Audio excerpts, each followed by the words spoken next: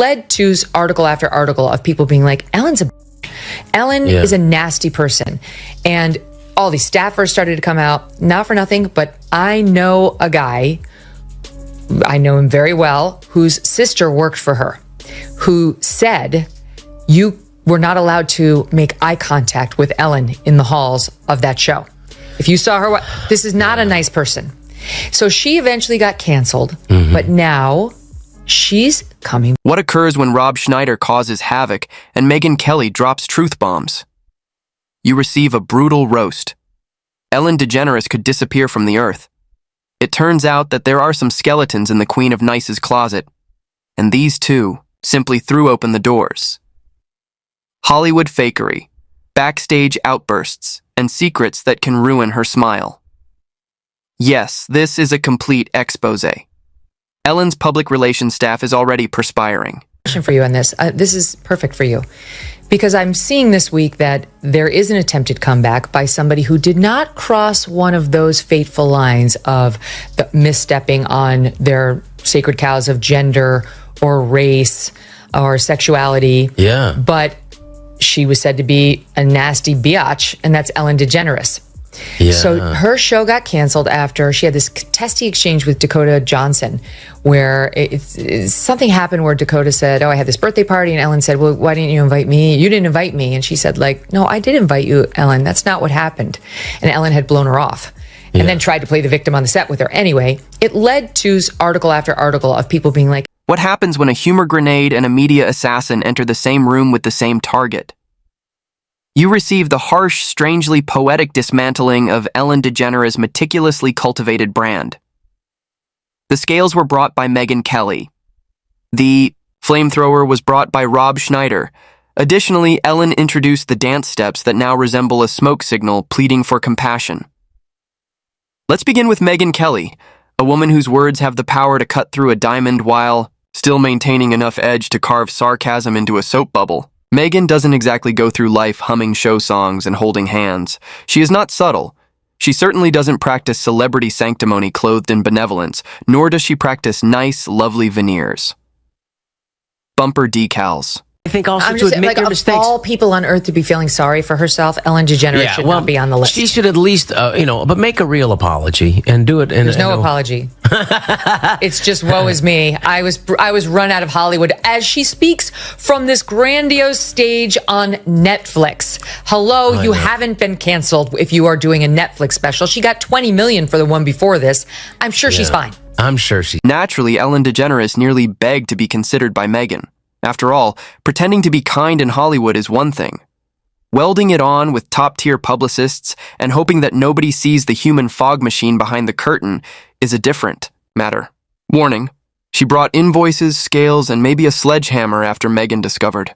Let her back in, Rob, because she's a lesbian, she's a leftist, and she didn't hit one of their sacred cows. Nastiness, that's their bread and butter. Well, I think everyone, I will say, like, the resentment, I think everyone should have a chance for reconciliation. I don't think Jesus exempted anybody. And so I do, while it does, because I have been allowed back in, but I don't hold any grievance and resentment. It's very important. And I would just say for Ellen, the resentment, you have to know, you have to get over resentment to whatever addiction or addictive qualities happen. To get over it, you have to deal with resentment and address it.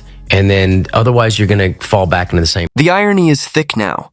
Ellen quietly created a work environment that seemed to have the emotional warmth of a meat locker, while spending years establishing her brand on embarrassing celebrity embraces and dance breaks.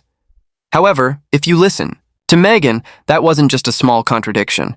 It was a full-fledged Broadway-caliber performance devoid of the Tony Award. You see, Megyn said more than just, hey, Ellen might be mean.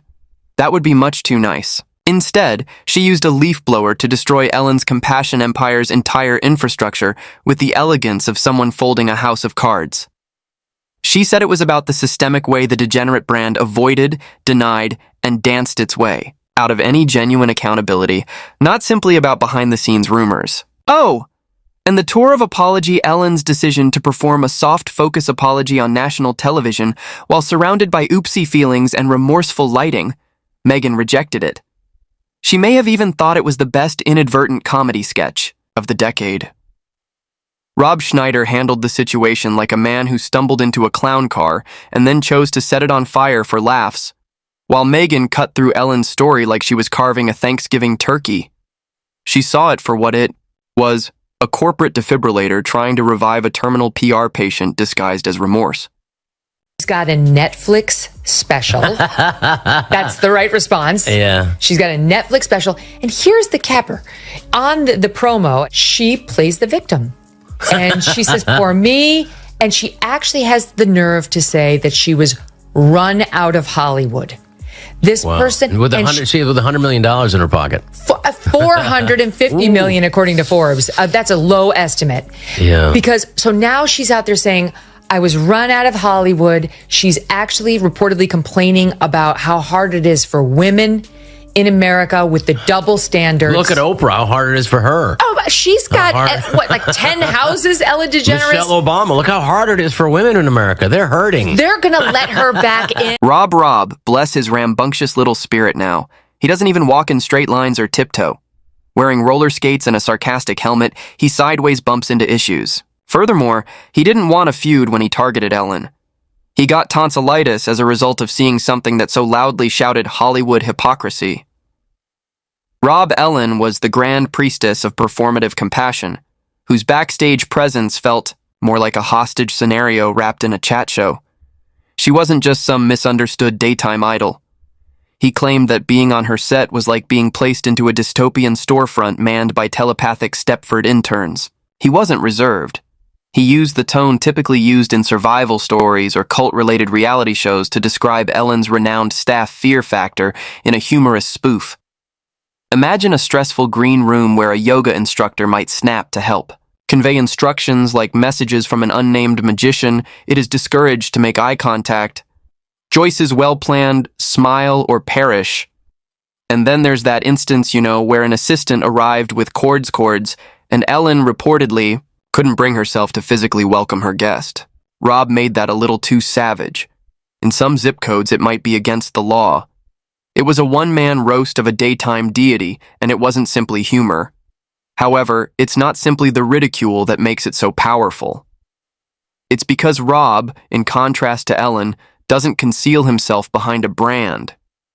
Single tweet. A user asked his followers to share the craziest stories they'd heard about Ellen being rude, and what followed was pure chaos. It was like watching thousands of people piece together a giant puzzle of bad behavior. One user replied with, quote, "I worked at Real Food Daily, served her and Portia at brunch. She wrote a letter to the owner and complained about my chipped nail polish. Not that it was on her plate, but just that it was on my hand. I had worked till the closing night before, and it was just the next morning. Almost got me." He doesn't act like your emotional support system while surreptitiously planning how to manipulate every atom in his immediate environment. He expresses his desires. Damned consequences. That degree of unadulterated craziness pierces the artificial fog like a glitter-encased wrecking ball. Now you have Rob joyfully burning the remaining rubble after Megyn carefully pulling down the scaffolding surrounding Ellen's image. Together, they created the most bizarre yet successful wrecking crew that daytime television has ever seen, because there was more than one cruel boss involved. This dealt with the whole Hollywood facade of goodwill wrapped in confetti and gift wrap and how easily it breaks down when the branding is removed. Ellen was meant to be impenetrable, a joyous icon. However, you should make sure that the crew behind the camera isn't silently hoping for your Wi-Fi to go out in the middle of the performance if you base your business on grinning and snapping your fingers at backup dancers. Megyn Kelly's criticism struck like a reporter revealing a positive energy Ponzi scheme. Rob Schneider was smacked like an explosives-rigged whoopee pillow. In high resolution, they collectively dispelled the fantasy of Ellen's enduring niceness. The nice part is that neither of them required a spectacular altercation. There were no heated arguments or in-person interviews, just pure, unadulterated dragging from two entirely different worlds that somehow came to the same conclusion. Ellen. DeGeneres' kindness behind the scenes was comparable to a broken blender. Ellen's decline was gradual. Before Megyn and Rob arrived with a floodlight and a megaphone, the stories were a gradual trickle that people ignored. Ellen situation. Yeah. You know, people found out that Ellen was mean, and all these people came out and said, Ellen's actually a bitch. And everybody, oh, Yeah. I can't believe it. And she lost everything. She fell apart, disappeared, because people found out that this character that she was portraying in a half an hour on a television show is not really who she was. My buddy Greg, who was one of her writers, was like, she's a piece of shit. And he was like, she's a... Megyn didn't joke around. She damaged people's reputations. Rob did not make any indictments. He flung pies that contained concealed facts. And Ellen, well, she continued to dance off the edge of credibility. Shall we discuss that kindness campaign? The throw pillows, mugs, and shirts are embroidered with words like, "Be kind" in fonts so bouncy they may cause diabetes. It was more of a merchandise empire posing as moral instruction than a philosophy. And as soon as the abuse, terror, and culture of silence became public knowledge, those pillows began to seem less like house furnishings and more like passive-aggressive threats. Megyn refused to accept it. She was able to see through the smoky, smiling screen. Ellen didn't make a mistake or two. She allegedly industrialized her image and framed it around a reality that was far different from her on-air persona. Additionally, that is a cardinal sin in Megyn's universe. Authenticity is important. Additionally, you're a brand danger in addition to being a hypocrite if you pretend to be someone you're not on the backs of terrified interns and mute staff. Rob, meanwhile, used awkwardness as a weapon, viewing the Ellen show as a corporate Hunger Games with dancing breaks. Rob turned the same hypocrisy into material. Being on her show was like walking into a pastel-colored military base, he said. It was mandatory to smile. Any departure from the script ran the risk of setting off a trapdoor beneath the couch, so laughter was expected.